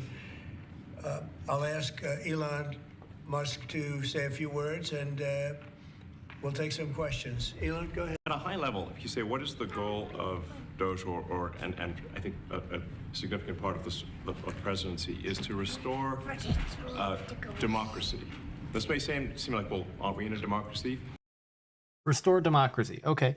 Then why is a billionaire oligarch sitting next to a millionaire oligarch saying, like, yeah, we're going to restore democracy, except the judges that are part of democracy that try to stop us from doing what I, the president, want to do because it's unconstitutional, they don't have the right to do that. That's not democracy. That's autocracy. That's me going, yeah, I make the final decisions. Everything that I say goes. And everything, even if you disagree, I don't care that you disagree. Everything that I say goes. Well, if you don't have a feedback loop, FAX, we would have to, if you it's all right. So, tell you, gravitas can be difficult sometimes. From the people to the government. And if you have rule of the the bureaucrat, if the bureaucracy is in charge, and then what meaning does democracy actually have? If the people cannot vote and have their will be decided by their elected representatives in the form of the president and the Senate and the House, then we don't live in a democracy, we live in a bureaucracy. So it's incredibly important that we close that feedback loop, we fix that feedback loop, and that the public's elected representatives, the president, the House, and the Senate, decide what happens, as opposed to No, man. No, because there's like checks and balances and there's like good things that you do. Like USAID, it like helps people around the world. Like it's a demonstration of United States soft power. So instead of dropping bombs on everyone, we go ahead and we say, hey, we're going to provide you health aid and you're going to be friendly to us in some sort of way. Like, hey, we're going to provide you health aid. You give us access to your minerals. Like that's a standard procedure. That's what happens all of the time. That is not a new thing. This has been going on for years. a large unelected bureaucracy. This is not to say that there aren't some good, there are good people who are in the federal bureaucracy, but you can't have an autonomous federal bureaucracy. You have to have one that is responsive to the people. That's the whole point of a democracy. And if you looked at this, if you asked looked at the founders today and said, what do you think of the way things have turned out? Well, we have this unelected, fourth unconstitutional branch of government, which is the bureaucracy, which has, in a lot of ways, currently more power than any elected representative. And this is not. No, man, no. So the Congress passes the law, president signs it into law. From there, the money that, like, whatever sort of funding was distributed gets passed through the bureaucracy because Trump signed it into law. So, like, say that for whatever reason, Trump enforced that, okay, we're going to sign a law that says every American gets a fucking MAGA hat. Who is responsible for giving everybody a MAGA hat? It's not Trump himself. It's not Congress. It's the bureaucracy to go ahead and distribute the MAGA hats. That's what that is. It's not this unelected, random fucking bullshit. No, it's here. Okay, so I gave you the authorization to go ahead and do this. Now you're going to go ahead and do this. It doesn't matter who signed it into law. What matters is what is going on with that money. So as long as they can account for, like, okay, so we ordered 200 or 350 million MAGA hats. Everyone's getting one. We need to make sure that they did that so that you can go ahead and cross-reference. Okay, so we probably bought, 375 million MAGA hats. We can spread them out evenly just in case one gets destroyed or lost or broken or stolen or whatever the fuck happens. Everybody gets one. And then you can go ahead back and cross-reference that. The problem here is that when we go ahead and we provide them, especially Elon Musk, who's one of the top receivers of corporate subsidies, is that that's the problem. Elon Musk doesn't need corporate subsidies. He doesn't need any taxpayer money. He doesn't need any of that. But he goes ahead and applies for it because he knows that he will get it. And the only way that corporations will do business is if we work with them. But these corporations are acting as terrorists against us. That's the problem here, not whatever fucking bullshit this is. Not something that people want, and it's not. It does not match the will of the people. So it's just something we've got to fix. And then we've also got to address the deficit. So we've got a $2 trillion deficit, and if we don't do something about this deficit, the country's going bankrupt. I mean, it's really astounding that the interest payments alone on the national debt exceed the Defense Department budget, which is shocking because we spend a lot of money on defense, but if that just keeps going, we're essentially going to bankrupt the country. So what I really want to say is, like, it's not optional for us to reduce the federal expenses. It's essential. It's essential for America to remain solvent as a country. And it's essential for America to have the resources necessary to provide things to its citizens and not simply be servicing vast amounts of debt. And also, could you mention some of the things that your team has found some of the crazy numbers, including the woman that walked away with about 30 million, Right. etc. Well, we do find it sort of rather odd that there are quite a few people in the bureaucracy who have ostensibly a salary of a few $100,000, but somehow manage to accrue tens of millions of dollars in net worth while they are in that position, which is, what happened at USAID. We're just curious as to where it came from. Maybe they're very good at investing, in which case we should take their investment advice, perhaps. But just there seems to be mysteriously they get wealthy. We don't know why. Where does it come from?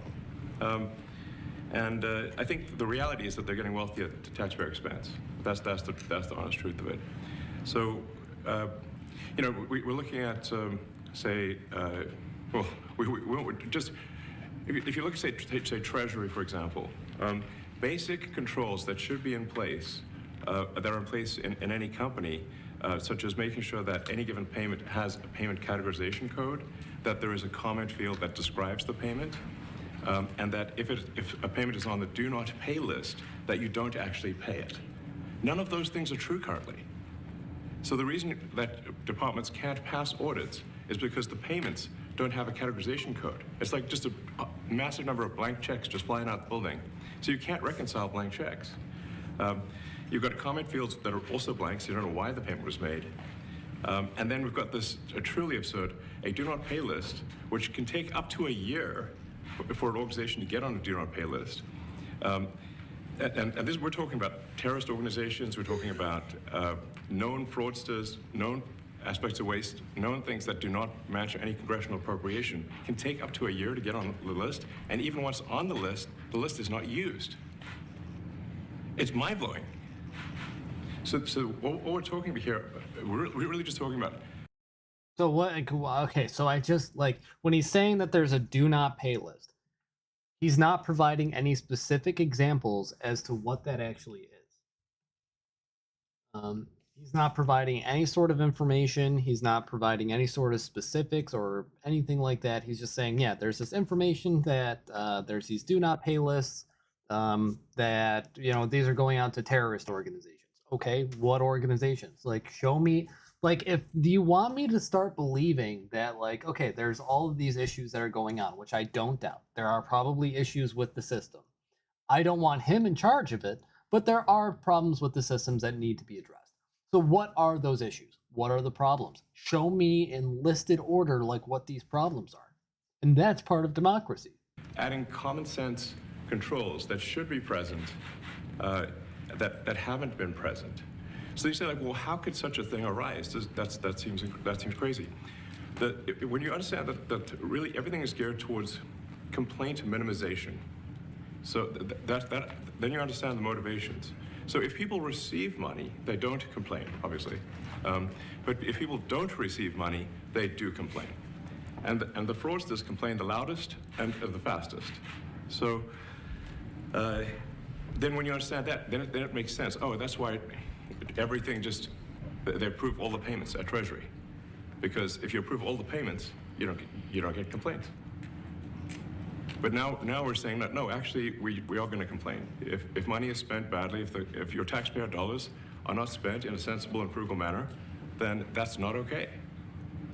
Your tax dollars need to be spent wisely on the things that matter to them. It's Okay, but what though? Examples, a source, what are you talking about? It's not draconian or radical, I think. It's really just saying, let's look at each of these expenditures and say, is this actually in the best interest of the people? And if it is, it's approved. If it's not, we should think about it. So, there's crazy things just cursory examination of Social Security, and we've got people in there that are 150 years old. Now, do you know anyone who's 150? I don't. Okay. They should be on the Guinness Book of World Records. They're missing out. So, that's a case where, I think they're probably dead. It's my guess. Or they should be very famous, one of the two. And then there's a whole bunch of Social Security payments where there's no identifying information. Well, why is there no identifying information? obviously we want to make sure that people who deserve to receive Social Security do receive it, and that they receive it quickly and accurately. I'll tell you another crazy thing. So, you know, one of the things is like we are trying to sort of right-size the federal bureaucracy, just make sure that this, obviously there need to be a lot of people working for the federal government, but not as many as currently. So we're saying, well, okay, well, let's, if people can retire, you know, with full benefits and everything, that would be good. They can retire, get their retirement payments, everything. And then we were told, this is actually, I think, a great anecdote, because we're told the most number of people that could retire possibly in a month is 10,000. We're like, well, why is that? Well, because all the retirement paperwork is manual on paper. It's manually calculated, then written down on a piece of paper. Then it goes down a mine. And I'm like, what do you mean a mine? Like, yeah, there's a limestone mine where we store all the retirement paperwork. And you look at a picture of this mine. We'll post some pictures afterwards.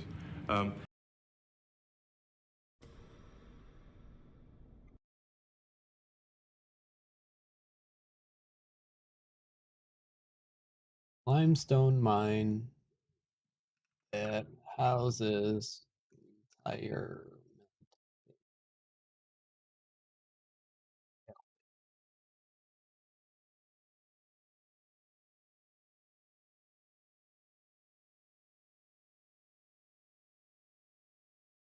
Yeah, Times of fucking India.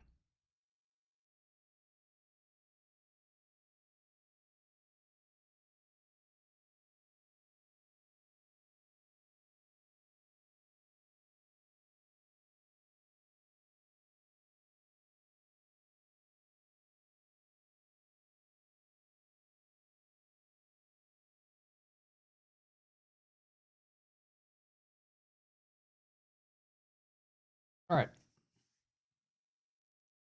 Well, here's the USAID thing where they're saying that they send $50 million to Gaza.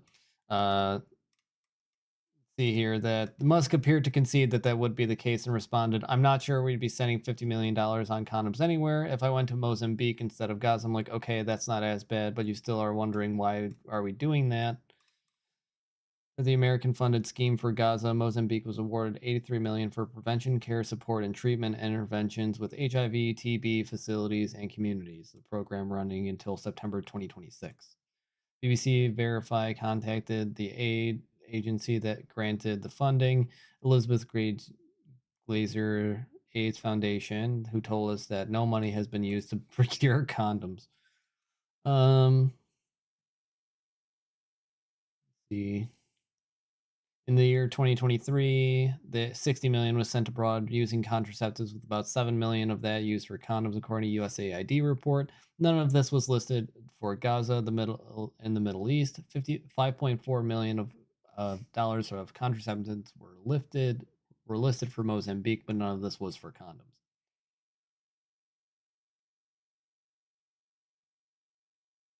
This actually took place under Donald Trump's previous administration. During the 2019 fiscal year, for example, about $40 million was spent for contraceptives abroad, according to another USAID report.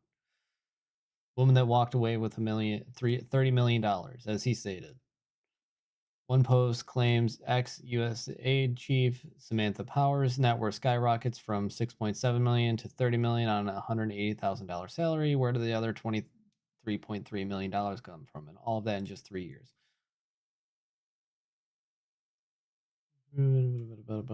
Okay, so Powers' detractors have not provided any evidence whatsoever of a sudden increase in her wealth or that she benefited from her role at USAID beyond her salary. The claim appears to come from a website called Inside Biden's Basement, which estimated that Samantha Power was worth between $10 and $30 million. There's no breakdown or figure or methodology, but it does include 3 of Power's government ethics disclosures from 2021 and 2022. These forms show Power's income from various sources, including her teaching salary, investments, payments for speaking engagements, and book royalties. Most of those figures were published in a range, and such salaries were in a particular company being worth between $15,000 and $50,000, or a bank account between $1 million and $5 million. As such, the range of results returned when estimating Power's wealth are wide. Okay, so there's nothing really saying like, oh yeah, she took and stole this money. Like there's nothing showing that in this article whatsoever. Social Security payments for 150-year-olds. Social Security provides a base income for people who are about it. It covers about 67 million Americans. Regarding the program, Musk said there's crazy things to cross re-examination of Social Security, and we've got people in there that are 150 years old. He did not provide evidence of this. Here's a 2023 reported by the Social Security Inspector General, which identified 19 million people born in 1920 or earlier who didn't have a death data on file, 44,000 of them whom were still receiving Social Security benefits. The report was triggered by calls to better maintain a claimant records after the Social Security Administration in 2021 eliminated some 24,000 people received payments by the agency after death, amounting to $300 million. There's an estimated 101,000 people over 100 years old in the 2024 across the U.S., according to the Pew Research Center, most of whom would expect to be receiving Social Security, considering it covers retired people. So yeah, I mean, there's it's not like it's unheard of.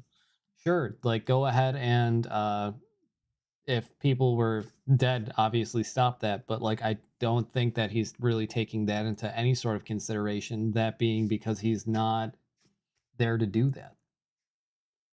If they had their way, they would just stop Social Security in its entirety. Okay, so here's the mine shaft thing. So 10,000 federal employees could retire per month because the paperwork is written down manually and kept in a mine. That same day, the Musk's department posted about the mine on X. Federal employee retirements processed using paper by hand in an old limestone mine in Pennsylvania. 700 plus mine workers operate 230 feet underground, process 10,000 applications per month, which are stored in manila envelopes and cardboard boxes. The retirement process takes multiple months. Musk is referring to Iron Mountain, a high security storage facility in Pennsylvania, which holds government documents and former limestone mine. An article by the Washington Post reported that the retirement paperwork at the facility entirely by hand and almost entirely on paper.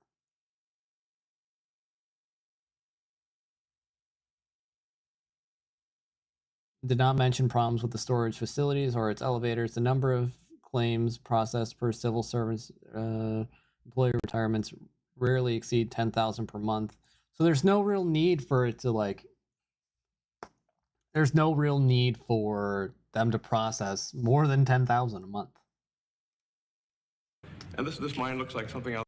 Like 10,000 people is a lot of people. In the 50s, because like, it was started in insane. 1955. So it looks like it's like a time warp. And then the speed, then the limiting factor is the speed at which the mine shaft elevator can move determines how many people can retire from the federal government. And the elevator breaks down sometimes, and then nobody can retire. Doesn't that sound crazy? There's like 1,000 people that work on this. So I think if we can take those people and say, like, you know what, instead of working in a mine shaft and carrying manila envelopes to, boxes in a mine shaft, you could do practically anything else. And you would add to the goods and services of the United States in a more useful way. So anyway, so I think, that's an example. Like at a high level, if you say, like, how do we increase prosperity, is we get people to shift from roles that are low to negative productivity to high productivity roles. And so you increase the total output of goods and services, which means that there's a higher standard of living available for everyone. Yeah, and you do that by higher social safety nets, not by removing them. That's the actual goal. Holy shit. So people normally this quiet? Your detractors, Mr. Musk. I have to what? Including a lot of Democrats. I have detractors? You do, sir. I don't believe it. Say that you're orchestrating a hostile takeover of government and doing it in a non-transparent way. What's your response to that criticism? Well, first of all, you couldn't ask for a stronger mandate from the public. The public voted. We have a majority of the public voting for President Trump.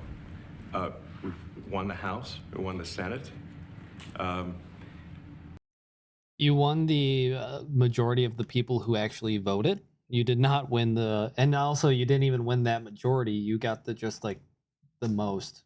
Like you didn't get like over 50% of the vote. That's not true. Like of the people who voted, the most people voted for you, but that doesn't mean anything. The people voted for major government reform. There should be no doubt about that. That was on the campaign. The president spoke about that at every rally. The people voted for major government reform, and that's what the people are going to get. They're going to get what they voted for. And a lot of times, yes, they will. People that don't get what they voted for. But in this presidency, they are going to get what they voted for. And that's what democracy is all about. Mr. Musk, the White House says that you will identify and excuse yourself from any conflicts of interest that you may have. Does that mean that you are, in effect, policing yourself? What are the checks and balances that are in place to ensure that there is accountability and transparency? Well, we actually are trying to be as transparent as possible. In fact, our actions, we post our actions to the Doge handle on X and to the Doge website. So all of our actions are maximally transparent. In fact, I don't think there's been, I don't know of a case that where an organization has been more transparent than the Doge organization. So, you know, and the kind of things we're doing are, I think, very, very simple and basic. They're not, you know, what I mentioned, for example, about Treasury, just making sure that payments that go out, taxpayer money that goes out, is categorized correctly, that the payment is explained, that organizations on the do not pay list, which takes a lot to get there, that actually are not paid, which currently they are paid. These are not individual judgment decisions. These are about simply having sensible checks and balances in the system itself to ensure that taxpayer money is spent well. So it's got nothing to do with, like, say, a contract for some company of mine at all. But if there is a conflict of interest when it comes to you yourself, for instance, you've received billions of dollars in federal contracts. When it comes to the Pentagon, for instance, which the president I know has directed you to look into. Yeah. Are you policing yourself in that? Is there any sort of accountability check and balance in place that would provide any transparency for the American people? Well, all of our actions are fully public. So if you see anything, you say, like, wait a second, hey, Elon, that seems like maybe that's, you know, there's a conflict there. It's not like people are going to be shy about saying that. They'll say it immediately, you know? Including you yourself. Yes. But we're transparent. No. So his answer is no. Is there any sort of oversight to what you're doing? Absolutely not. No, everything we do is posted on X that you need to know about. Like, anything else is just not important. That's what he's saying here. Transparency is what builds trust, not simply somebody asserting trust. So not somebody saying they're trustworthy, but transparency, so you can see everything that's going on. And then you can see, am I doing something that benefits one of my companies or not? It's totally obvious. And if we thought that, we would not let him do that segment or look in that area if we thought there was a lack of transparency or a conflict of interest. And you don't care. He's a big businessman. He's a successful guy. That's why we want him doing this. We don't want an unsuccessful guy doing this. Now, one thing also that Elon hasn't really mentioned are the groups of people that are getting some of these payments. They're ridiculous. And we're talking about billions of dollars that we've already found. We found fraud and abuse. I would say those two words as opposed to the third word that I usually use, but in this case, fraud and abuse. It's abusive because most of these things are virtually made up, or certainly money shouldn't be sent to them. And you know what I'm talking about. It's crazy. So, but we're talking about tens of billions of dollars that we've already found. And now a judge who's an activist judge wants to try and stop us from doing this. Why? Why would they want to do that? I campaigned on this. I campaigned on the fact that I said government. Just because you campaign on it doesn't mean you can legally do it. Like, say, like, somebody was campaigning for, I don't know, destroying the Constitution. You can't actually just go ahead and legally destroy the Constitution because you said so. Like, you legally just can't do that. That's why it's illegal. That's why they're saying, like, hey, you need to stop doing that. It's corrupt. And it is very corrupt. It's very, very, it's also foolish. As an example, a man has a contract for 3 months, and the contract ends, but they keep paying them for the next 20 years, you know, because nobody ends a contract. You get a lot of that. You have a contract that's a three-month contract. Now, normally, if you're in a small, in all fairness, it's the size of this thing is so big. Yeah. But if you have a contract and you're in a regular business, you end the contract in 3 months. You know it's a consultant. Here's a contract for 3 months, but it goes on for 20 years. And the guy doesn't say that he got money for 20 years, you know? They don't say it. They just keep getting checks month after month. And you have various things like that, and even much worse than that, actually, much worse. And I guess you call that incompetence, maybe. Yeah. It could be corruption. It could be deals made on both sides, you know, where the guy gets the money, he kicks. I think there's a lot of kickback here. I see a lot of kickback here. There's a lot of kickbacks. Tremendous kickback, because nobody could be so stupid to give out some of these contracts, so he has to get a kickback. So that's what I got elected for, that and borders and military and a lot of things, but this is a big part of it. And I hope that the court system is going to allow us to do what we have to do. We got elected to among other things, find all of this fraud, abuse, all of this horrible stuff going on. And we've already found billions of dollars, not like a little bit, billions, many billions of dollars. Mm-hmm. And when you get down to it, it's going to be probably close to $1 trillion. It could be close to $1 trillion that we're going to find.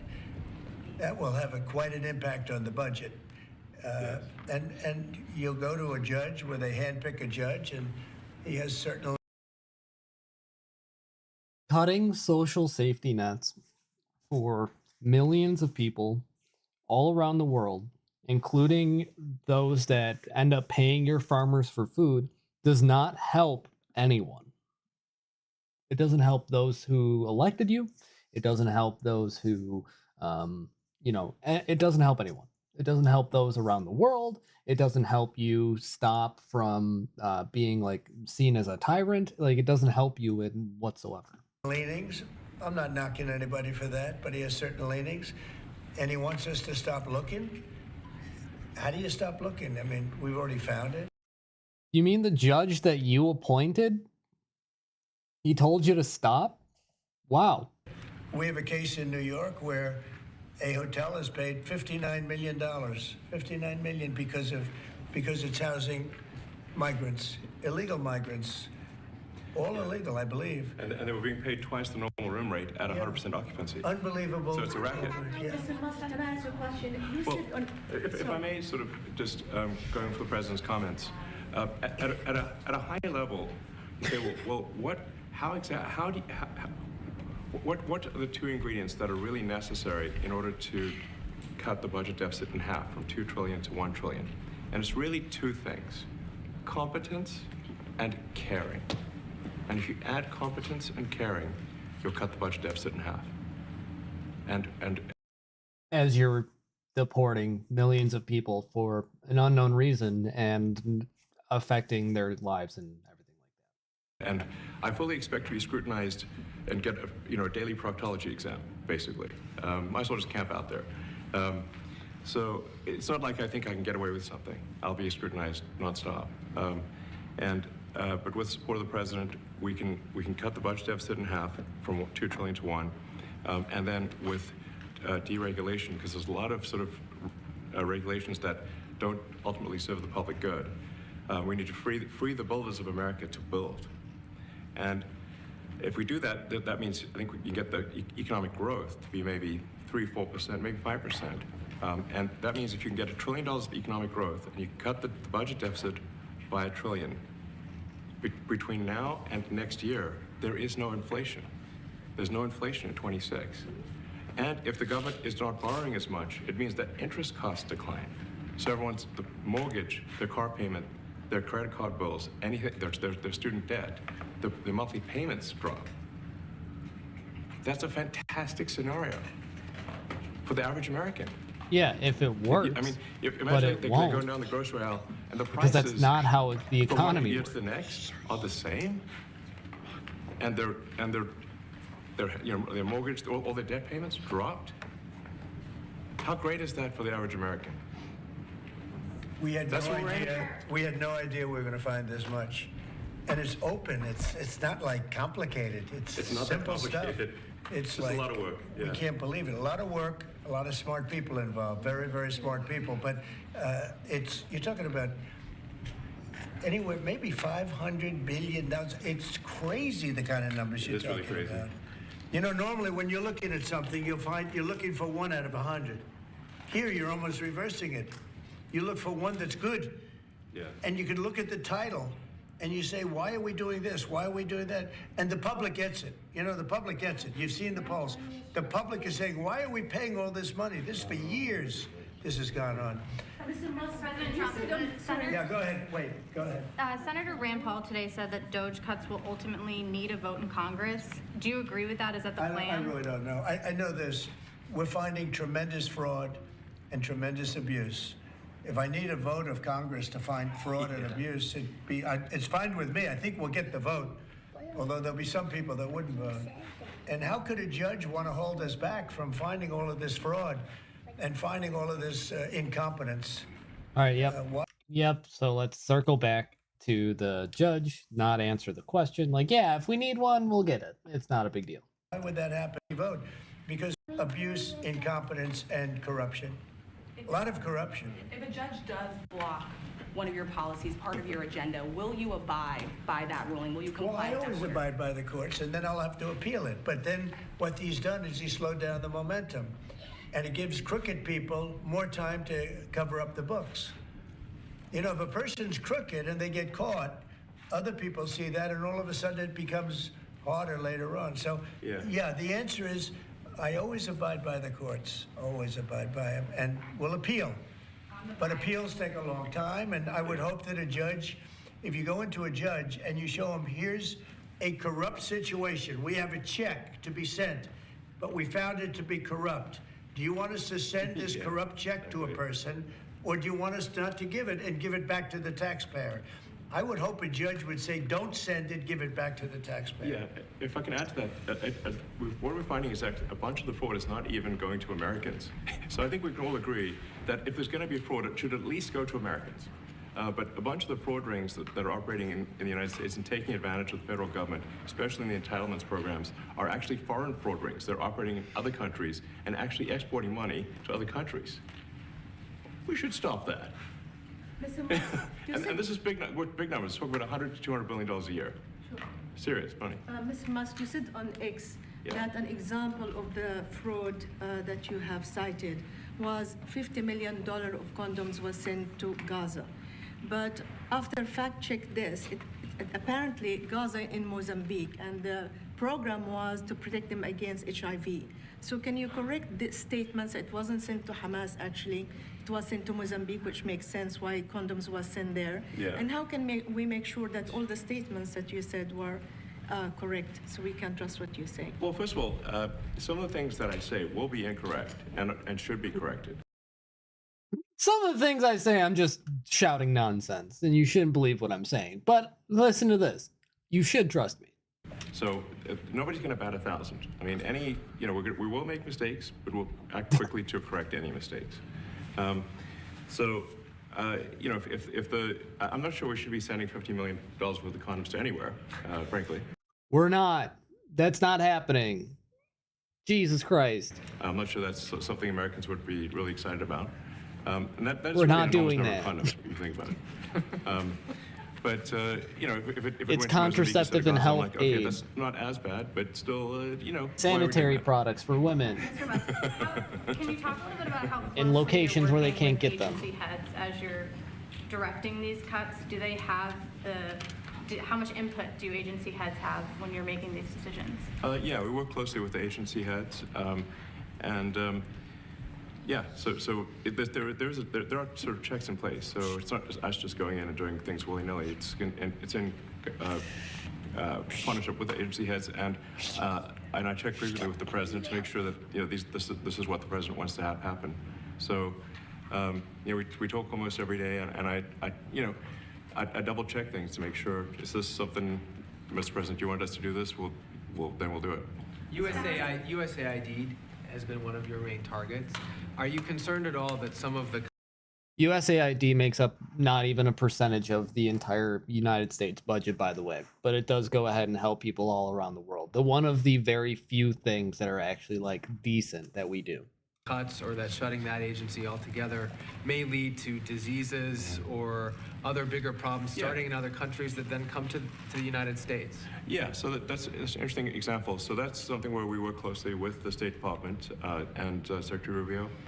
And we have, for example, turned on funding for Ebola prevention and for HIV prevention.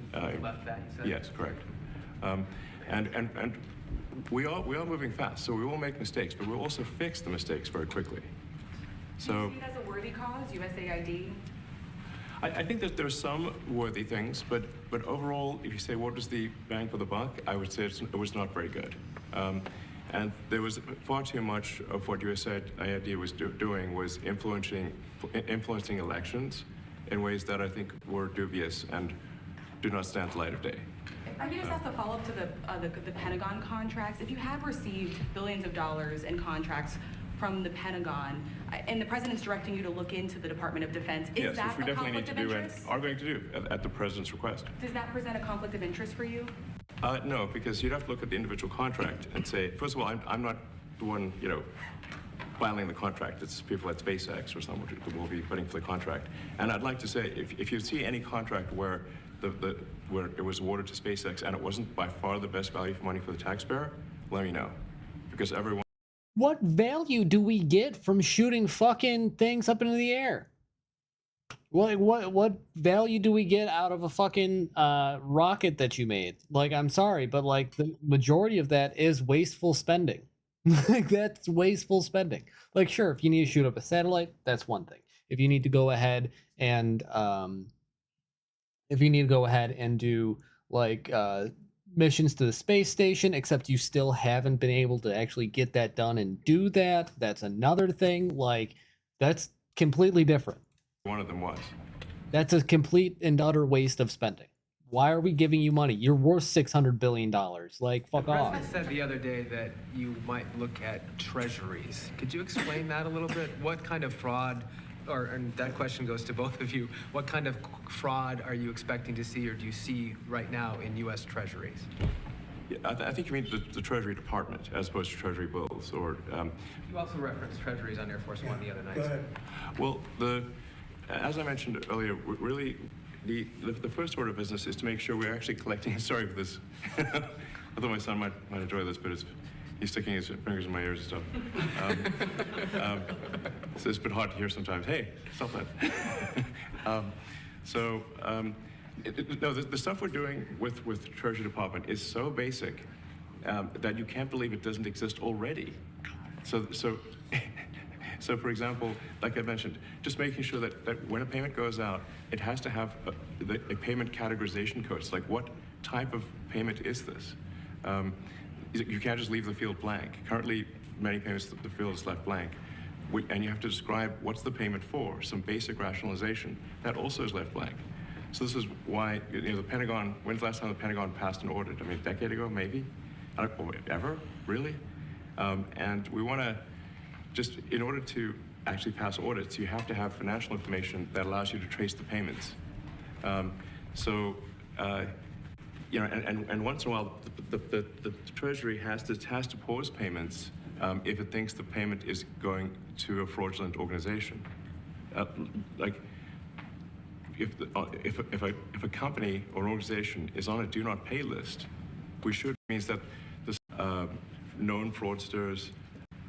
Hundreds, thousands of transactions like that. We have a big team.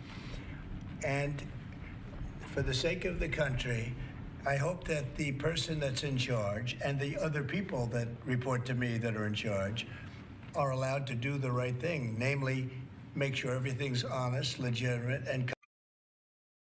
Yeah, so I mean, taking a look at it here, this is a whole fat nothing burger, more fucking just like outright either lies or just incompetency and things like that. So it really doesn't change very much in terms of that. And then we can kind of go from there and see, what else changes. I've been streaming for like 2 hours now. I'm gonna go ahead and hop off. Please feel free to follow, like, subscribe, do what you got to do. And